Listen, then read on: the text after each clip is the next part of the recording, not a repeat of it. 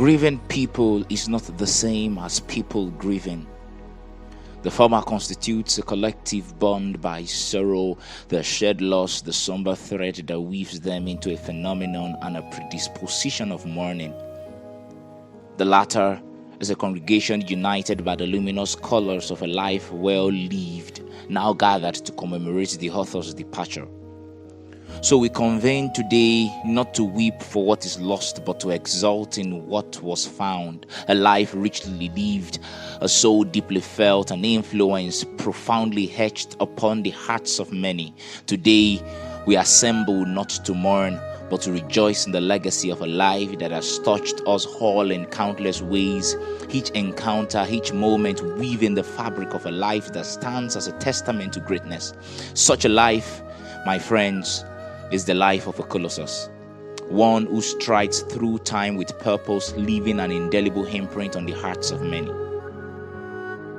Our beloved father, the esteemed 21st vicar of this parish and the second provost of the Cathedral Church of Holy Trinity of Elisha, may not have traversed the globe, yet his impact reverberates across continents as evidenced by the resplendent gathering at his funeral.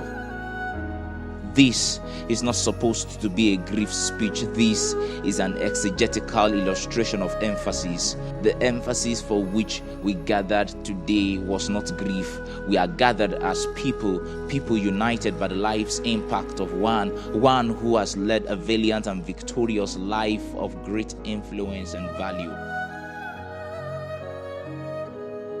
This is not a lamentation. This is a celebration. This is an affirmation of a life so extraordinary that it defies the constraints of language.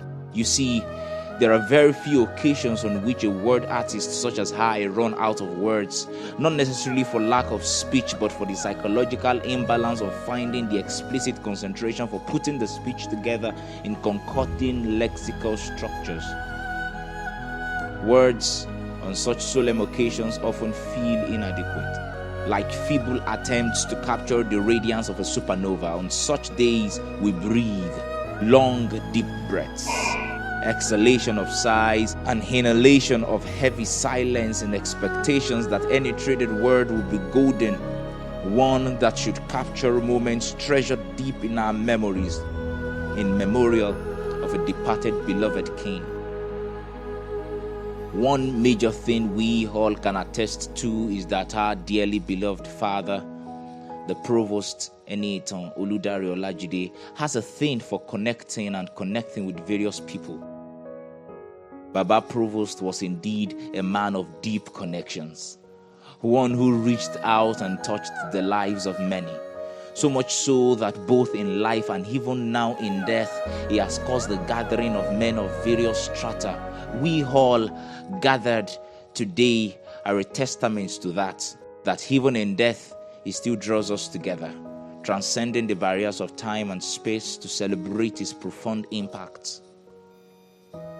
You know, my first public comment following Baba's death was a question, a query of that old myth that phoenixes arise only from their ashes, and I wonder that humans are no different.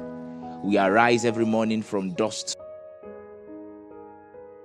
Though sorrow may cast its shadow upon our hearts, let us remember that even the darkest night is followed by dawn. And as dawn breaks, may the memory of our beloved Father fill our souls with warmth, inspiration, and a renewed sense of purpose.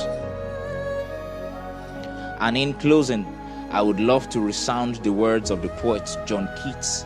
He said, and I quote, "He is a happy man who can make a life from what is at hand, and sweet is he who can extract honey from a needle." Our beloved Father extracted sweetness from life's challenges and shared that honey generously with all who knew him. We are a diverse assembly, united today by our admiration for a man who lived with purpose and departed with grace. This gathering, this moment, is the Provost's final gift to us, a reminder that in life and in death we are bound by the ties of love, memory, and the lasting influence of a life that truly mattered. So earth has lost and heaven has gained.